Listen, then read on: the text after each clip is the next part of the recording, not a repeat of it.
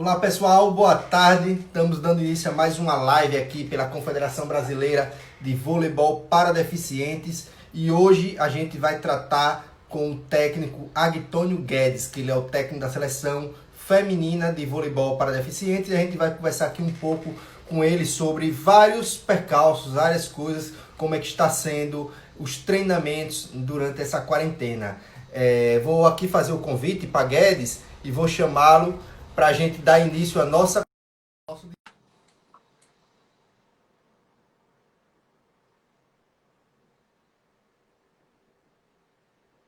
Só aguardando, já fiz o convite aqui. Olá, Guedes, tudo bem? Boa tarde. Grande Danilo, boa tarde pessoal que já está aí online. Quem está chegando, seja bem-vindo, é um prazer estar com vocês aí nessa tarde. Ô Guedes, a gente aqui, vamos fazer primeiro uma apresentação. Você é Agtônio Guedes, né? Você já é técnico da seleção brasileira de voleibol. Contar um pouquinho de sua trajetória. Quanto tempo você está e como você entrou nessa modalidade? Bacana. Então, eu comecei com o voleibol sentado em 2000.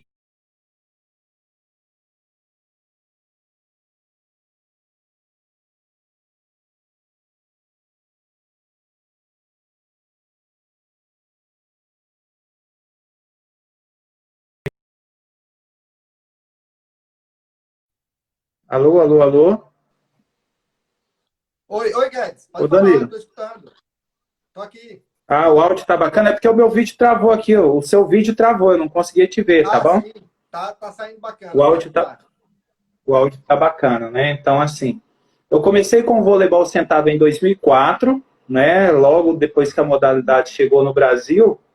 E logo fui me envolvendo, fui participando de competições nacionais, tanto com o masculino quanto com o feminino. Quando foi em 2009, eu tive a oportunidade de dirigir a seleção sub-23 do Brasil em um campeonato mundial, que foi no Irã, né? E aí, logo depois, em 2013, eu assumo a seleção feminina para o ciclo do Rio 2016. E aí, depois do ciclo do Rio, eu fiquei mais um ciclo que se encerrava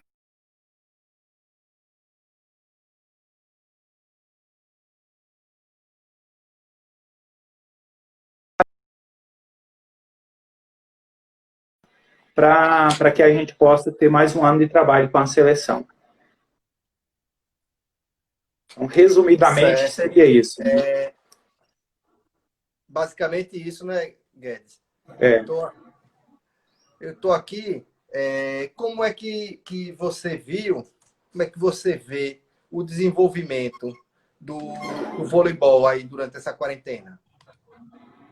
Então, o voleibol, assim como todos os esportes do Brasil, estão passando por uma dificuldade muito grande nesse período de...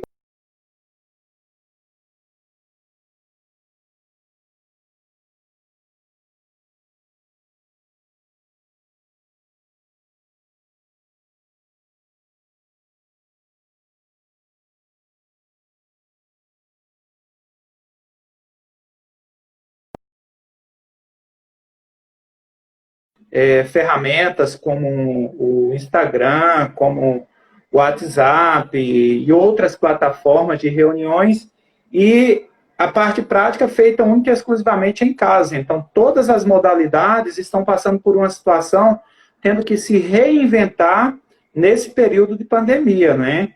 A gente tem uma preocupação muito grande com esse retorno, porque as modalidades que pararam na segunda quinzena de março já deram agora 90 dias, né? Que foi abril, maio, junho, 90 dias aí sem treinamento. Então, o que vai acontecer nesse período, um atleta ficando 90 dias, um atleta de alto rendimento, nesse seu retorno? Então, os próprios treinadores, os preparadores físicos, os fisioterapeutas, terão que ser estritamente cautelosos, muito cuidadosos com esse retorno de uma forma gradual dos seus atletas, né? São 90 dias e a gente talvez tenhamos mais 30, né? Sim, no mínimo, né? No mínimo, né? No mínimo mais 30. Quais foram suas referências no voleibol sentado? Olha, minhas principais referências no voleibol sentado, assim como a maioria dos treinadores do Brasil, é o vôlei olímpico. A gente não tem como fugir dessa lógica, né? Até porque o voleibol sentado no Brasil, a gente tem um período de evolução dessa modalidade que é ali de 2006 para cá. Então, ou seja, nós temos aí 14 anos onde o voleibol sentado feminino começou a se desenvolver de uma forma mais presente. Então, toda a nossa referência é o que a gente já sabia e estudou do voleibol olímpico, e algumas pessoas contribuíram de forma significativa nesse processo, né? Na minha trajetória profissional, eu tenho que reconhecer os treinadores que eu tive a oportunidade de trabalhar com eles. Então, eu trabalhei com o Paulo Rogério, de Recife, com o Marcelo, lá de Curitiba, com o professor Ulisses, de Brasília, já na seleção júnior, né? Foi um período de grande aprendizado. Depois, já com a seleção adulta, nós tivemos a presença do Spencer Lee, do Biratã Curupaná, fazendo parte da comissão técnica, que são profissionais que vieram do vôlei olímpico, que trouxeram toda a expertise do vôlei olímpico para nós, né? Que está nos ajudando a criar uma identidade, porque o voleibol sentado, no Brasil, ele não tem uma identidade própria, né? Ele vem pegando informações para se desenvolver a partir da lógica do vôlei olímpico que a gente conhece, né? Está trilhando um caminho da construção dessa identidade. Certo. E como é que você vê como era organizada taticamente as equipes femininas e como é que está sendo hoje? Essa é a evolução. Sim, a gente tem aqui, do ponto de vista internacional, vamos pegar os Jogos de Pequim 2008 até o Rio 2016, foram 8 anos, né? 8 anos que as principais equipes do cenário internacional, evoluíram muito taticamente. Se você pega a equipe norte-americana, que fez a final em 2008, lá em Pequim, acabou perdendo para a China, 3-0, quem passava na posição 2 é quem levantava. Então, por exemplo, hoje se eu chego para uma pessoa que conhece um pouquinho do cenário internacional, eu falo, ó, a Reda, jogadora norte-americana, era levantadora no time de 2008. O pessoal vai ficar assustado, porque a Reda é a melhor atacante, a MVP, a melhor jogadora do mundo hoje, né? Então, a norte-americana. Ela exerce uma função de oposta hoje na seleção dos Estados Unidos. E naquela seleção, ela era levantadora. Quando ela passava lá na posição 2, a Kate Holloway, que também é uma das melhores jogadoras do mundo, né? Quando passava na posição 2, ela era levantadora. Então, percebam que, assim, o próprio time norte-americano, de 2008 para 2016, evoluiu bastante. Eles jogavam com um sistema. Quem passava na posição 2 era a levantadora. Eles não usavam a líbero, tinha até a líbero na equipe, mas essa líbero não era recorrente a sua entrada em quadra, nem nos Estados Unidos, nem na China, em 2008. Elas entravam de forma assim, bastante esporádica, uma vez ou outra durante algum momento do set, para fazer uma passagem só. Então, a líbero não tinha essa especialização toda. Os times jogavam sem infiltração, geralmente quem passava na 2 levantava, no caso do time dos Estados Unidos. No time da China, que é quem fez a final naquele momento e foi a campeã, o time jogava muito em função de uma jogadora que era a Cheng, né, que era assim, a principal jogadora do mundo naquele momento. 2008, 2012, 2016 era uma jogadora que se sobressaía, então toda a organização tática do time da China era um 4-2, mas para que a Cheng recebesse as bolas no ataque, ela era um atacante excepcional. O Brasil tinha um time que jogava com um 4-2 simples, já com um sistema tático bem organizado, né, isso tanto no Mundial de 2010, quanto nas competições que sucederam até os Jogos de Londres. Então, um time bem organizado, com as 2 levantadoras definidas. Mas, a partir de 2008, depois dos Jogos de Pequim, as seleções como, por exemplo, Estados Unidos e Rússia começaram a investir em sistemas táticos mais complexos. Então, você tem o time dos Estados Unidos, que tem um sistema de jogo parecido com o sistema do vôlei olímpico, com uma levantadora só, e ela faz a infiltração nas 3 passagens do fundo, né? Então, esse é um sistema de jogo que até 2020 era um sistema que seria o modelo ideal para que o mundo copiasse. Só que, em contrapartida, a gente tem as seleções masculinas que apresentam sistemas táticos já bem mais evoluídos. Por quê? As mulheres participaram, sua primeira participação em Jogos Paralímpicos foi em 2004, então nós estamos falando de Pequim 2008, foi a segunda participação das mulheres. Os homens participam desde 1980, na verdade 76, quando foi uma modalidade de apresentação. Então, de 80 até 94, essas equipes foram evoluindo taticamente. E o que a gente tem visto com as equipes masculinas é que os sistemas táticos com duas levantadoras, que também são atacantes, são os sistemas hoje mais usuais na modalidade, que é o atual sistema de jogo que a seleção brasileira joga hoje, né? Que são duas levantadoras que, quando estão na rede, se tornam atacantes, deixando a equipe muito mais ofensiva nesse sentido. Então, esse é o modelo que está aí perdurando no momento com algumas das principais seleções do mundo. Não apenas femininas, mas também masculinas.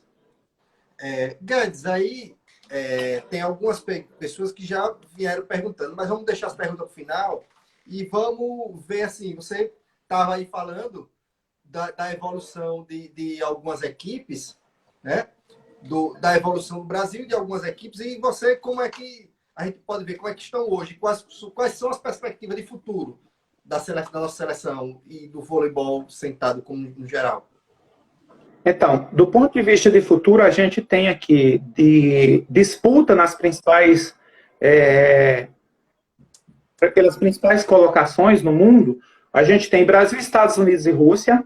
Essas três seleções estão no nível assim, um pouquinho mais acima, um degrau acima que as demais seleções. Então, logo, o pódio em Tóquio não deve ser diferente, Brasil, Estados Unidos e Rússia, né? Aí você tem aí mais algumas seleções num escalão mais próximo. Você tem a China, que está muito próxima dessas três. Então, as quatro primeiras colocadas, com certeza, serão Estados Unidos, Rússia, Brasil e China, né? Só que a ordem do pódio aí vai depender muito de quem cruza com quem numa semifinal e como cada equipe vai estar naquele momento. Então, mas o pódio deve ser dividido Brasil, Rússia e Estados Unidos, né? O que não é diferente das potências olímpicas que a gente tem, né? Do ponto de vista de futuro, o que a gente tem visto é que algumas seleções estão crescendo no cenário internacional, como, por exemplo, Itália e Canadá, evoluindo bastante, inclusive nos seus sistemas táticos, nos seus sistemas de jogos. E futuramente, num futuro bem próximo, o que a gente vai ter serão sistemas de jogos com identidade própria do vôlei sentado, coisa que a gente não tem. Os nossos sistemas táticos, eles são copiados do vôlei olímpico e trazidos para o vôlei sentado. Aí aqui vale a gente dar os créditos, por exemplo, ao Fernando Guimarães, que foi treinador da equipe masculina, esteve conosco na feminina, que começou a implantar no Brasil uma filosofia de jogo muito rápido, né? Você saindo rápido, de um passe, de uma defesa, necessariamente ter a condição do levantamento. Isso no vôlei já não é novidade, foi implementado por ele aqui. Hoje a seleção feminina joga com essa perspectiva, mas nós somos pegos de surpresa com esse sistema de jogo lá no Mundial de 2018, quando a Rússia chegou com essa velocidade, né?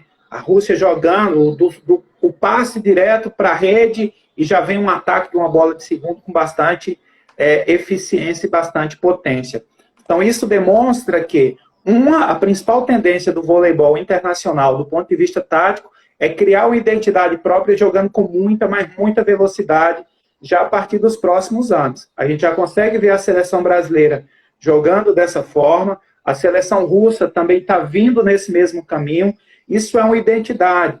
Eu costumo falar que os 3 toques no vôlei olímpico que a gente conhece, ele é praticamente uma necessidade, porque o jogador tem que fazer uma chamada, ele tem que afastar-se da rede, dar as 3 passadas, fazer a fase aérea, todo salto, para atacar a bola lá em cima. No vôlei sentado, a gente não tem essa chamada com esse deslocamento para fazer muito próximo à rede.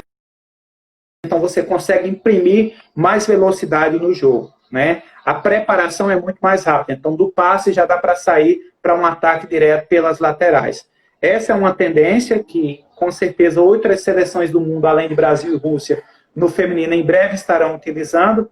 Mas o que a gente já viu agora, principalmente do Mundial, até os torneios que nós jogamos, como o Pan-Americano e o torneio em Denver, agora em março, o que a gente já viu é que a gente tem cada dia jogadoras mais especializadas pelo meio de rede na definição. Jogadoras, atacantes muito fortes, a gente tem a Rússia, a gente tem os Estados Unidos, o próprio Brasil com excelentes jogadoras que se destacam pela sua eficiência de ataque pelo meio de rede. Então isso vem aumentando muito nas últimas competições, coisa que nós não tínhamos, né? O jogo era muito polarizado na entrada e na saída de rede, poucas bolas pelo meio.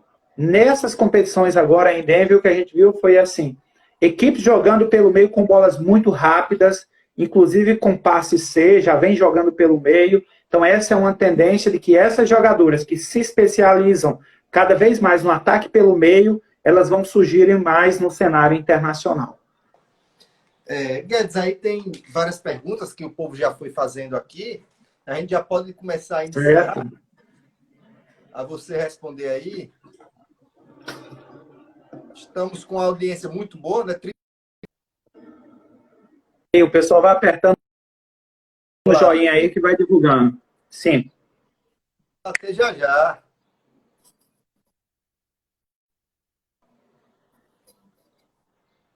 Algo interessante, Danilo, assim, quando a gente fala de perspectiva de futuro, que eu não falei aí, é assim, do ponto de vista técnico, como é que as equipes estão evoluindo, né?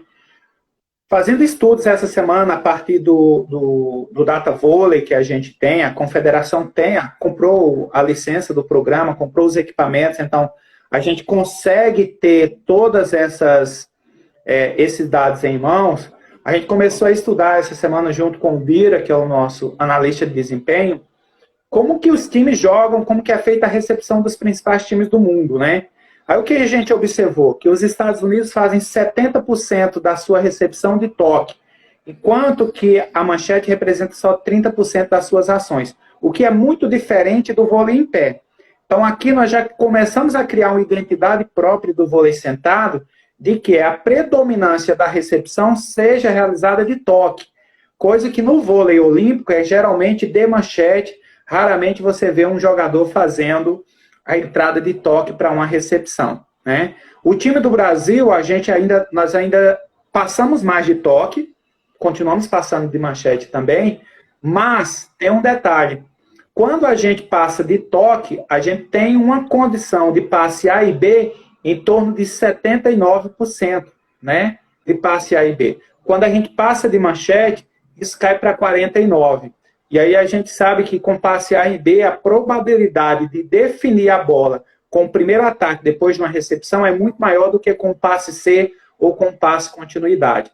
Então é uma tendência também, inclusive, das jogadoras brasileiras, a partir desses números que a gente tem, que a gente passe a treinar bastante para que na tomada de decisão, na hora de uma recepção, a gente utilize mais o gesto técnico do toque do que a própria manchete, né? É uma tendência no voleibol sentado mundial, não só feminino, mas também masculino.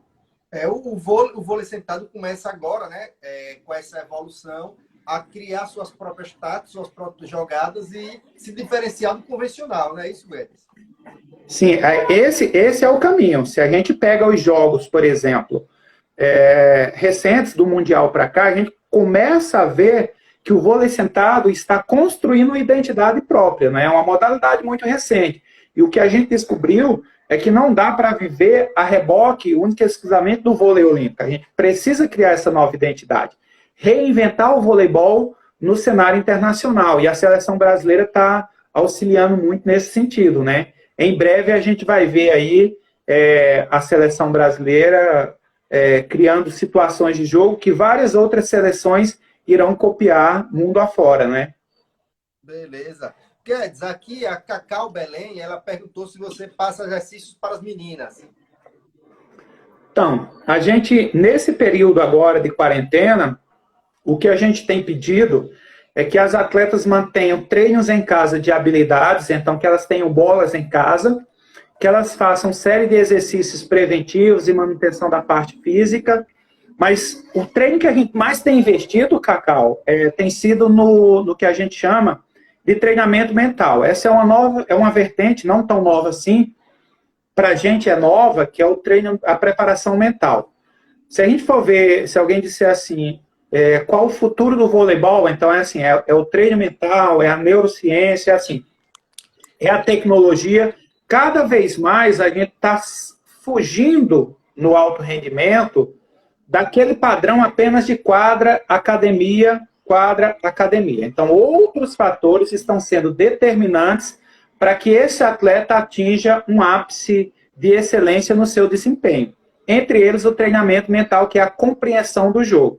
Então, hoje as atletas estão treinando bastante isso, que é o que a gente fala lá no treinamento mental, de oclusão de imagem. Então, por exemplo, para o pessoal aí entender, eu pego o data vôlei, lá no data vôlei, seleciono algumas jogadas de ataque da seleção brasileira.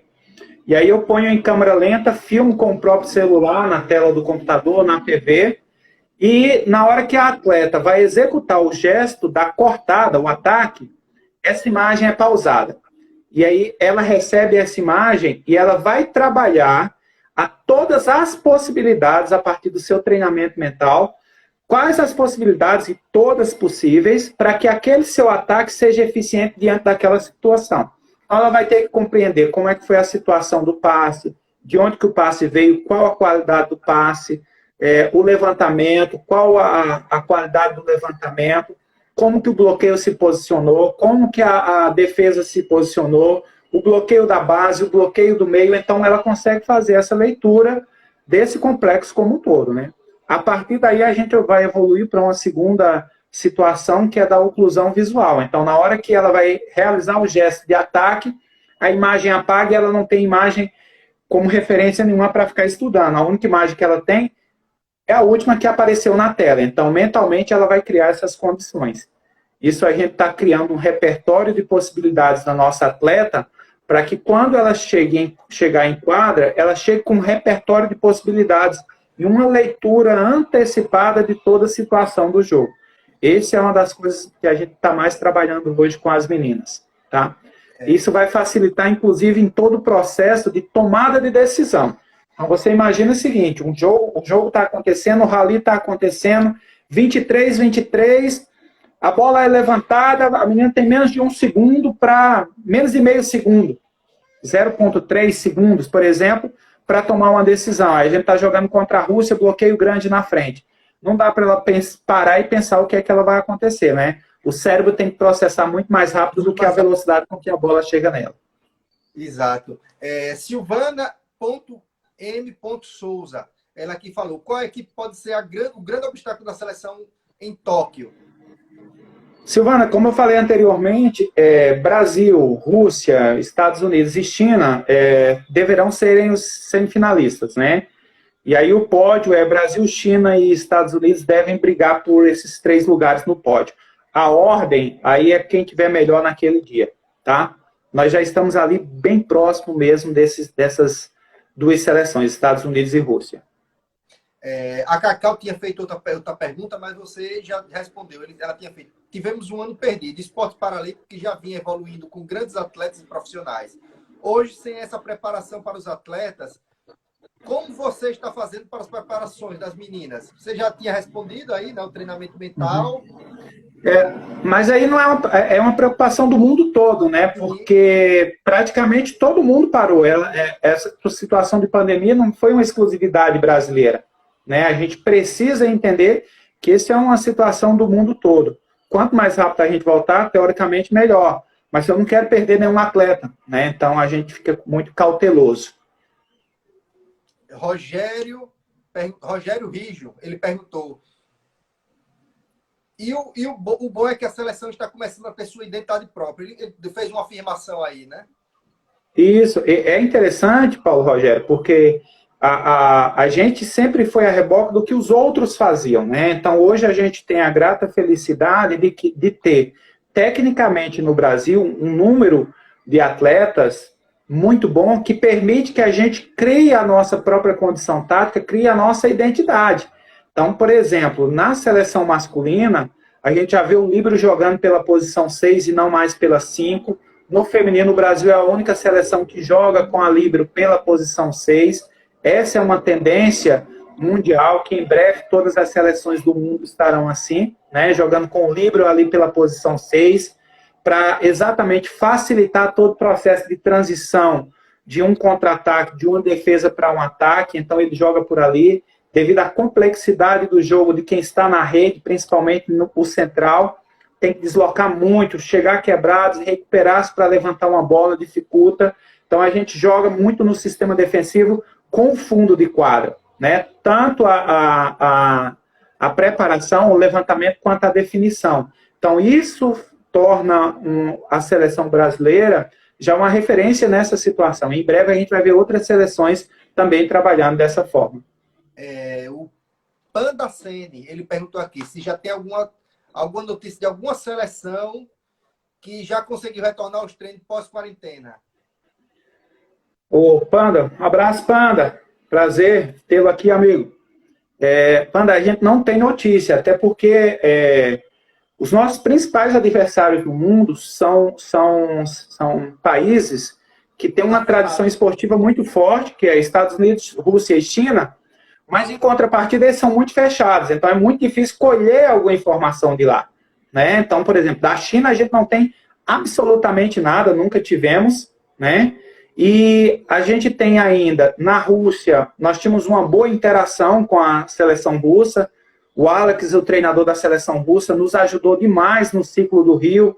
Nós fomos para lá, fizemos de intercâmbio vários jogos até o dia que a gente estava ganhando deles. No dia que nós passamos a ganhar, aí ele não quis mais jogar conosco. E os Estados Unidos, eles têm uma situação que eles não gostam muito de jogar com o Brasil, não querem jogar com o Brasil e não mostram nada.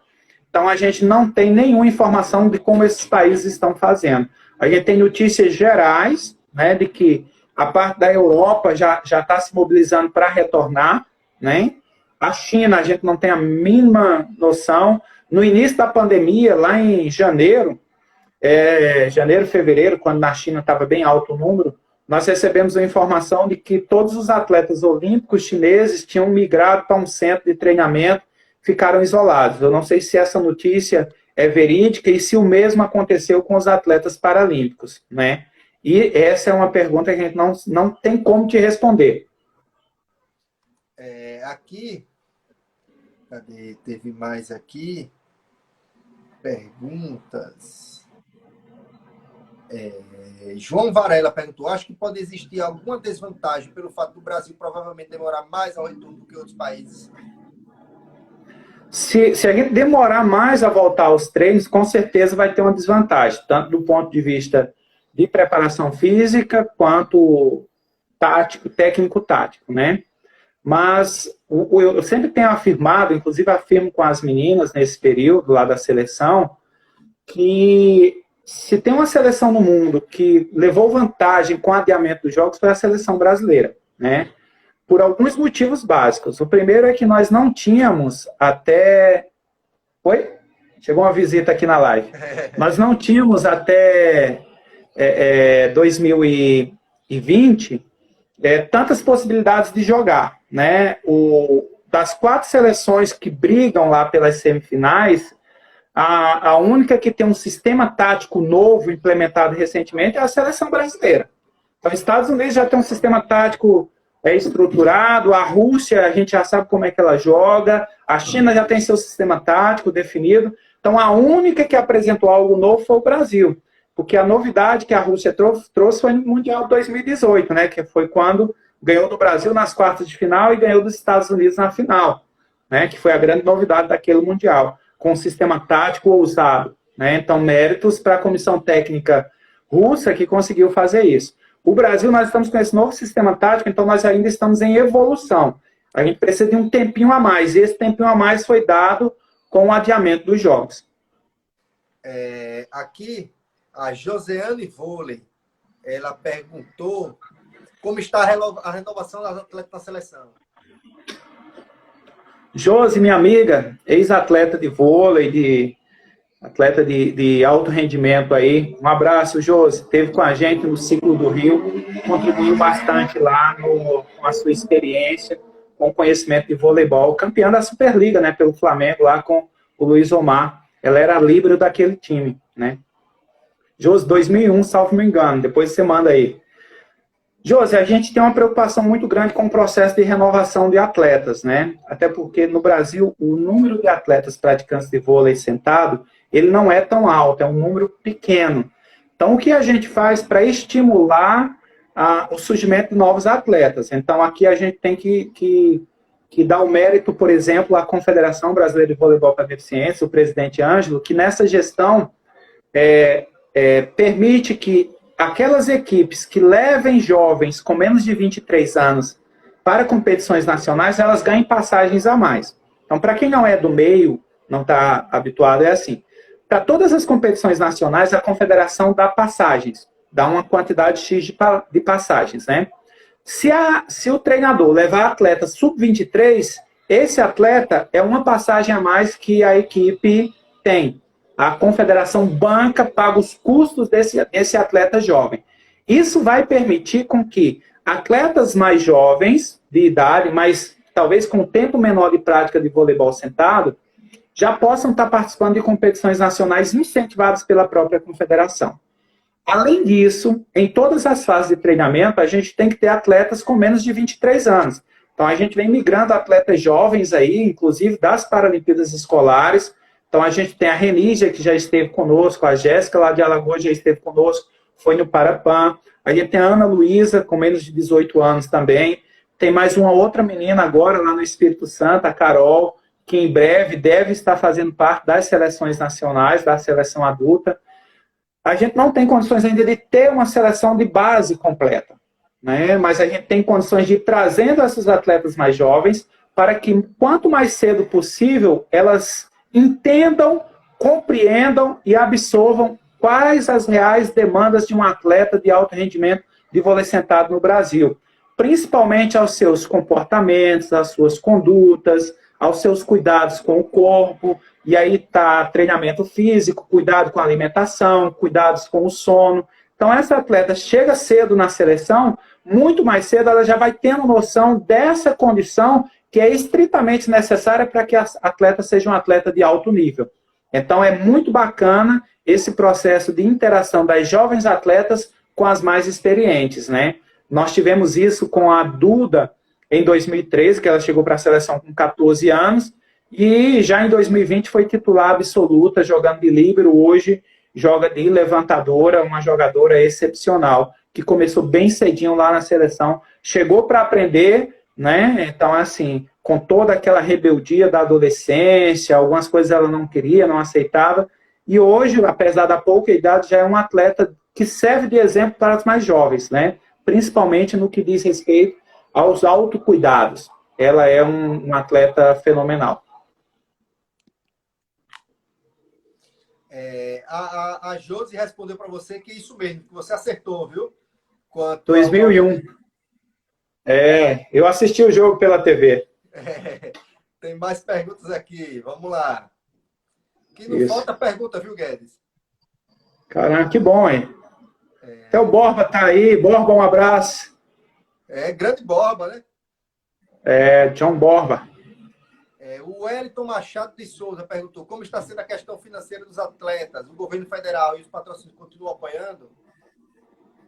Então, do ponto de vista de patrocínios, a gente tem as leis de incentivo, essas são, aí depende muito de cada clube, de cada organização, né? E as bolsas atletas, elas permanecem, mesmo nesse período de crise, aí os atletas estão conseguindo receber. É um grande auxílio porque ajuda bastante na manutenção desses atletas. Pronto, aí vamos lá, mais outra aqui. O CT Vôlei Lília Valente. Ela perguntou, você tem algum projeto para implantação de modalidade nas escolas? Então, o projeto de modalidade escolar, ele vem sendo desenvolvido através do Comitê Paralímpico Brasileiro, que realiza as Paralimpíadas Escolares, mas com a grande participação bastante efetiva da confederação. Então, o que a gente tem? Os treinadores indicados pela confederação dão as capacitações nos estados, em diferentes cidades, né? E damos suporte também na organização do vôlei sentado a nível escolar, que é diferente do vôlei paralímpico, né? Que é disputado nas Paralimpíadas. O vôlei escolar é um mini vôlei, são 4 atletas em quadra, a quadra é menor, a rede fica 1 em 5, são 4 atletas de cada lado, então existe uma dinâmica própria, né, isso facilita, e a confederação conseguiu fazer com que nós tenhamos, e aí retoma lá a fala da Josi, que como existem muito mais homens praticantes de vôlei sentado do que mulheres, na Paralimpíada Escolar a competição é mista, mas obrigatoriamente cada estado tem que ter no mínimo um atleta em quadra o tempo todo. Então, para o estado ir participar, por exemplo, a Josi ela é de São Paulo, para o estado de São Paulo participar das Paralimpíadas Escolares, eles têm que levar pelo menos uma menina e essa menina tem que estar em quadra o tempo todo, né? Ah, eu quero levar 8 meninas. Leva as 8 meninas. Mas, obrigatoriamente, tem que ter uma do sexo feminino em quadra. Isso vai permitir com que a gente tenha uma possibilidade maior de mais meninas praticarem o vôlei sentado quanto mais cedo possível ingressarem nas Paralimpíadas Escolares. E aí, esse é o caminho, esse é o modelo que o próprio Comitê Paralímpico Brasileiro utiliza hoje para a renovação de suas seleções, que é o caminho das Paralimpíadas Escolares, que no vôlei sentado é entre 14 e 18 anos. John botou aqui, este tem meu respeito, sabe muito e está sempre buscando a melhora do esporte. Isso, o Rogério me corrigiu aqui, até 23 anos. Obrigado, Rogério. Acho que eu falei até 21 anos, né? Então, 2 atletas de até 23 anos por equipe, tem as passagens custeadas pela confederação. Obrigado, Rogério, pela lembrança. Elaine Priscila, ela botou aqui, o sonho é em breve ter uma equipe de base, né, Guedes? Sim, aí é o sonho de todo treinador, né? Você ter a seleção adulta e ter uma base que consiga se preparar o máximo possível. Porque o que a gente tem hoje, Elaine, é que, taticamente, no cenário internacional, a seleção brasileira joga com um sistema tático muito avançado. Tecnicamente, as nossas jogadoras conseguem fazer isso. Só que o que acontece? As atletas mais jovens que chegam, elas não vivenciam isso nos seus clubes, né? Por muitas das vezes é que nos seus clubes ela não tem uma quantidade de atletas, no mínimo 6 ou 7 atletas, com um nível técnico que permite que ela jogue, por exemplo, com um sistema ofensivo, um 4-2 ofensivo ou um 5-1, né? Então, devido a essa necessidade e exigência de uma excelente qualidade técnica. Infelizmente, nem todos os times conseguem jogar dessa forma. Por isso que a gente pega as atletas mais jovens e já levamos direto para a seleção adulta, para que elas possam estar convivendo. Então, é necessário que a equipe da Antares de Alagoas continue existindo, treinando, participando das competições nacionais, que lá podem surgir atletas. A equipe da ADEFAL lá de Amazonas, de Manaus, continue existindo, treinando, que tenha novos atletas. A equipe da ADFEGO, a equipe da ADAP aqui de Goiás, e outras equipes que venham a surgir. A ADD lá em São Paulo, que é uma equipe nova, que o pessoal surjam outras equipes, por exemplo, na região sul do Brasil, lá em Curitiba, lá em Santa Catarina, no Rio Grande do Sul, lá no Espírito Santo, Rio de Janeiro, que tenhamos uma possibilidade maior para que a gente possa ter, num futuro próximo, um grupo de atletas com menos de 23 anos que permita que a gente tenha essa seleção de base. Então, por exemplo, nós temos os jogos, o Pan-Americano de Jovens, que é uma competição que acontece a cada 4 anos, sempre no primeiro ano pós-Paralimpíada. Estava agendado para o primeiro semestre de 2021. Eu não sei se realmente vai acontecer, que é o Pan-Americano de Jovens, que o vôlei sentado participa, né? Que é um formato de mini-vôlei, no formato 3-3. O Brasil é o atual campeão pan-americano no feminino e o masculino não foi o campeão. O campeão foi a Venezuela, que ainda não tem time adulto, né? Mas tem uma base muito forte. Então, o que a gente espera com isso? Que em breve nós tenhamos tanto essas seleções de base, formada por atletas com menos de 23 anos, para a disputa do Pan-Americano, como assim uma seleção de base no formato 6-6, já para servir e começar a entender taticamente como joga a seleção adulta, que é para ir alimentando gradativamente. Esse seria o processo, o modelo ideal esportivo para qualquer esporte, né? Você tem uma base forte, você tem uma seleção de base que já é o espelho da seleção adulta para alimentar. O interessante nesse processo todo é a gente saber que, apesar das dificuldades de poucas equipes, a gente consegue fazer isso, né?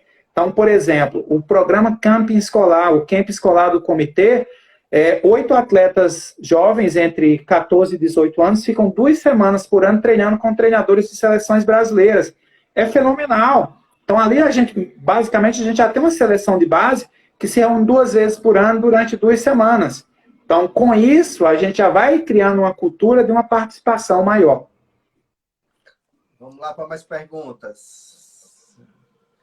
O Wilton Góes, né, o presidente do CIEP aqui de Sergipe, o Wilton perguntou qual tática você usa para abordar as pessoas com deficiência e convidá-la para o esporte.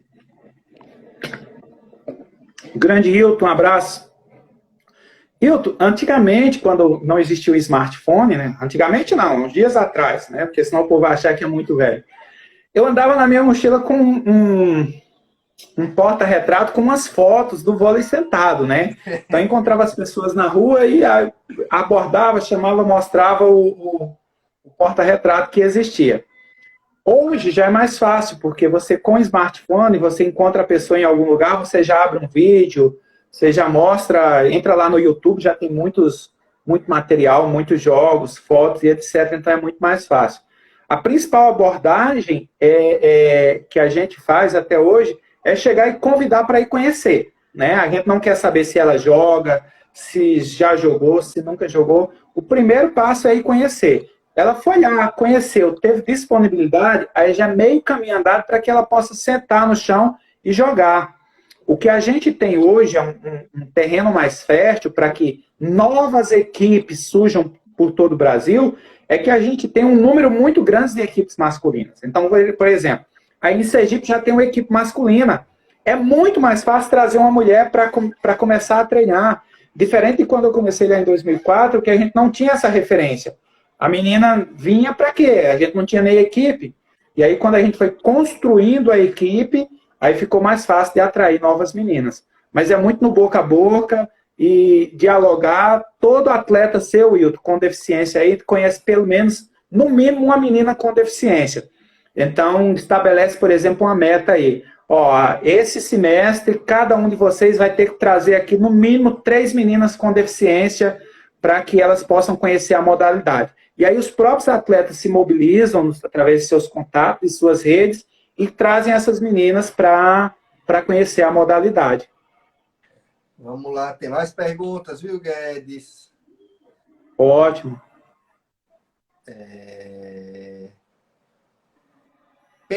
Penhus SA, eu acho, Penhusa. Professor Agtônio, como é feita a convocação? Existe olheiro ou as atletas com deficiência você ensina direito na seleção? Você chama para ensinar direto para a seleção?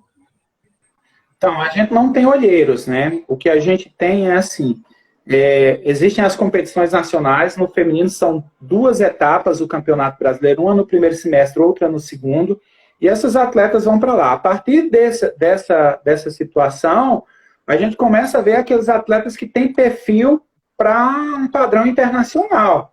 Então, por exemplo, a gente tem 2 atletas jovens que fazem parte da seleção agora, uma do Pará e outra do Espírito Santo, que são meninas jovens, tecnicamente ainda no processo de evolução, mas que apresentam um perfil próximo do ideal para o vôlei sentado, que são meninas com tronco muito grande e com braços longos, né?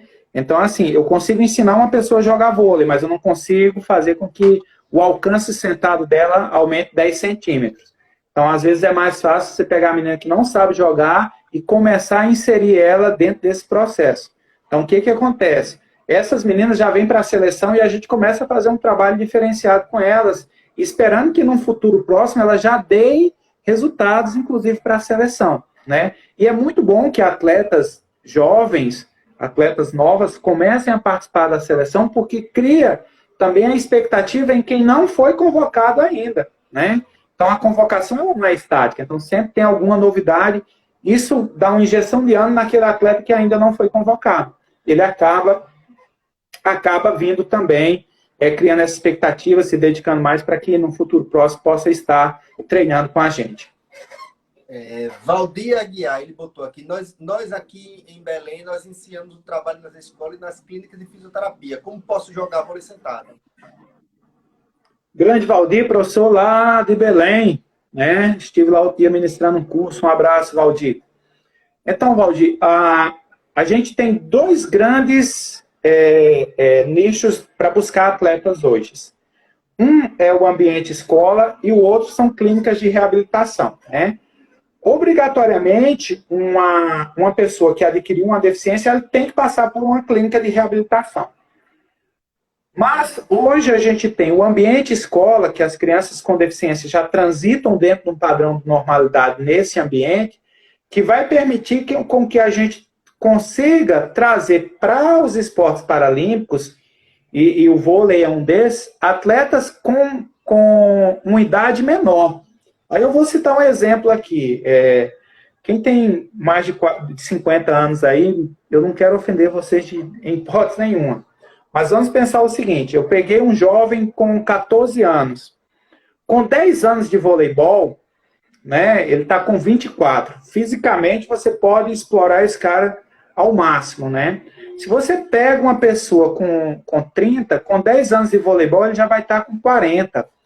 Uma pessoa com 40 anos, fisicamente, já é diferente de uma de 24. Quando a gente der 20 anos de voleibol para essa pessoa, que é que no esporte de alto rendimento é quando a pessoa poderia atingir o seu ápice, essa com 30 já está com 50, né?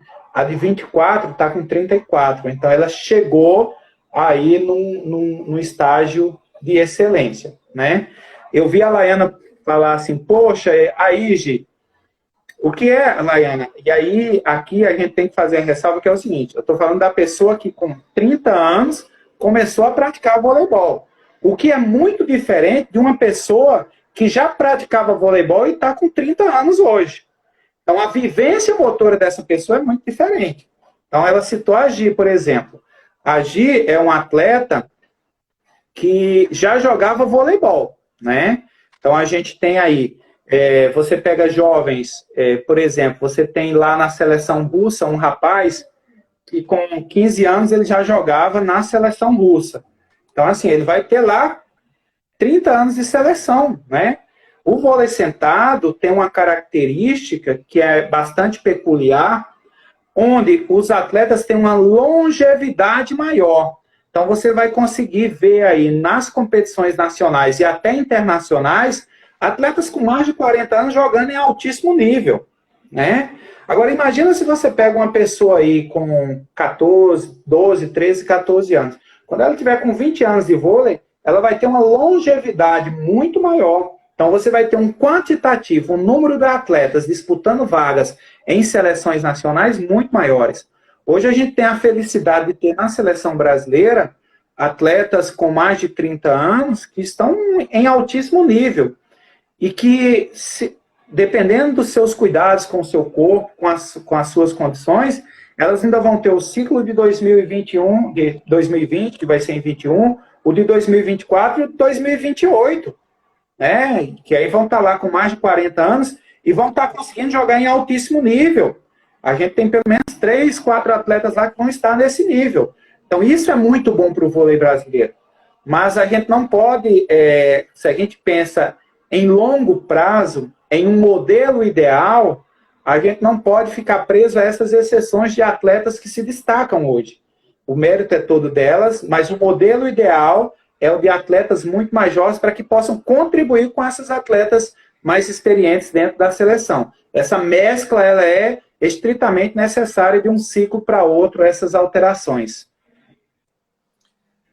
Guedes, a gente já que abordou vários assuntos, se você quiser, já respondeu uma pergunta, o pessoal não está mais perguntando, o pessoal se quiser perguntar, está aberto, já estamos encerrando aqui o tempo dado pelo Instagram, né, que são 60 minutos, a gente já passou de 50 minutos de live. Já? Quer dizer, eu agradeço aí, eu peço para você fazer umas considerações finais e abordar mais alguma coisa que você não tenha falado ainda, né? Ah, bacana. O que a gente tem até para falar para as pessoas aí, o pessoal que está acompanhando, a live hoje foi um sucesso. Teve uma hora aí, salvo me engano, deu 60 pessoas, né? Então isso é muito Estamos bacana. agora batendo em média 40, 50 pessoas.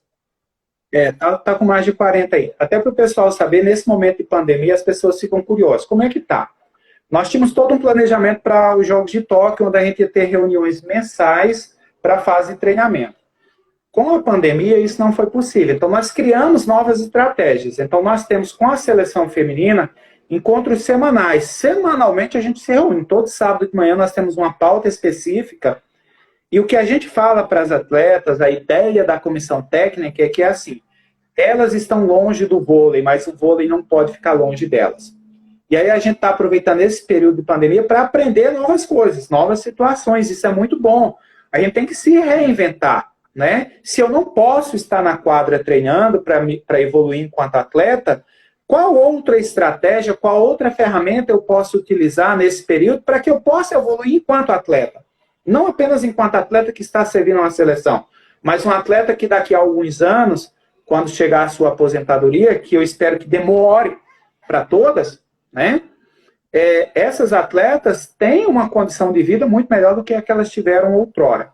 Então, a gente tem palestras com... no último sábado foi com uma nutróloga que falou sobre todo o processo alimentar, educação alimentar, não apenas no período de pandemia, mas para a sua qualidade de vida. Nós vamos ter com a arbitragem, que é com o Calago, arbitragem internacional, ele vai estar falando conosco. Nós vamos ter com um ex-treinador de voleibol que trabalhou em alto nível, em seleções brasileiras muito tempo, que ele vai falar sobre o processo de tomada de decisão no voleibol. Nós tivemos pautas específicas da mulher, que foi como trabalhar o fortalecimento de assoalho pélvico, né? Nós tivemos também uma outra pauta específica das mulheres, que foi sobre hormônios e sua relação com o desempenho físico. Então, a gente acaba abordando diferentes temas que se complementam em busca daquele objetivo que a gente tem, que é de obter a medalha de ouro lá em Tóquio, né? Chegando à final e ganhar a medalha de ouro. E a gente sabe que para ganhar uma medalha numa Paralimpíada, você tem que ser diferente de todos. Para ganhar uma medalha de ouro, você tem que ser diferente de todos e ter um algo a mais. E é esse algo a mais que a gente busca com essas ações semanais com todas as atletas participando, né? Guedes, agradecemos demais a participação de vocês, de você aí, foi bastante interessante. A gente viu pelo nível de audiência aí que o assunto foi bastante interessante, que o povo gostou, a quantidade de coração aí que subiu, né? Agradecemos, Guedes. E aí, queremos uma próxima para você abordar mais assuntos aí, que a gente já viu que tem muito assunto para falar, muita dúvida para esclarecer, Sim. tanto dos atletas como dos clubes em geral, né? Então, o que a gente considera, Danilo, e o recado final é que nós que estamos em seleções nacionais hoje, principalmente seleção brasileira feminina, a gente precisa ser um estimulador e um propagador do vôlei sentado. Nós precisamos levar para várias outras cidades, vários outros estados, meninas, estimulem o desenvolvimento. Eu sei que a Adria está presente aí, ela está acompanhando, está conversando muito com a menina de Santa Catarina, do interior de Santa Catarina, que está iniciando o vôlei sentado. Então, essa interação ela é importante para que a gente possa ter, num futuro próximo, um número muito maior de atletas praticantes de vôlei sentado. Esse talvez o maior legado que essa seleção brasileira possa deixar para todos. Que é possível a gente trabalhar na divulgação e estímulo da modalidade para que outros possam participar. Tá bom? Ao pessoal que esteve aí, muito obrigado, valeu demais, Danilo. Um abraço, obrigado pelo convite, parabéns, presidente Ângelo, pela iniciativa das lives, Danilo aí pela comunicação, excelente o momento de discussão e abordagem dos temas do vôlei sentado. Obrigadão, meu amigo. Valeu, muito obrigado, viu, Guedes? Abraço. E o pessoal que está em casa aí acompanhando, né? Valeu demais, gente. Obrigado por terem prestigiado aí nessa tarde. Por tirar um tempinho para assistir a gente, né? E, Danilo, só fala que vai estar salvo lá no site da CBVD, então, no YouTube.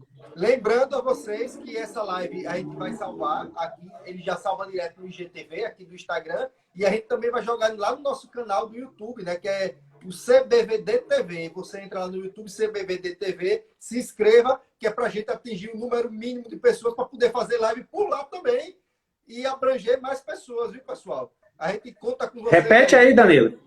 Aí são 46 pessoas, são 46 curtidas que a mais do nosso canal lá já dá uma impulsionada muito boa, pessoal. Vamos lá. Qual que é o canal, Danilo? CBVD TV. CBVD TV? TV no YouTube, que todas as nossas lives que a gente está produzindo, a gente está jogando lá também, tá tudo salvo lá. Bacana. Valeu demais. Pessoal que está em casa aí, ó. Brigadão, um abraço para todos vocês. Valeu, Danilo. Valeu, um abraço. Te aguardo aí numa próxima live, meu velho. Ok.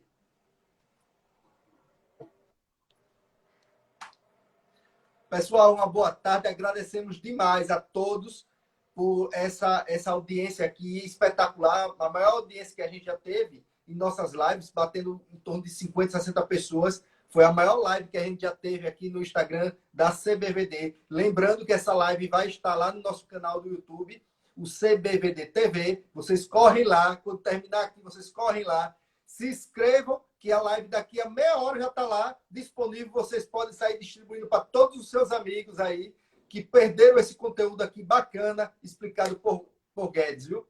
Valeu, boa tarde e até mais, pessoal.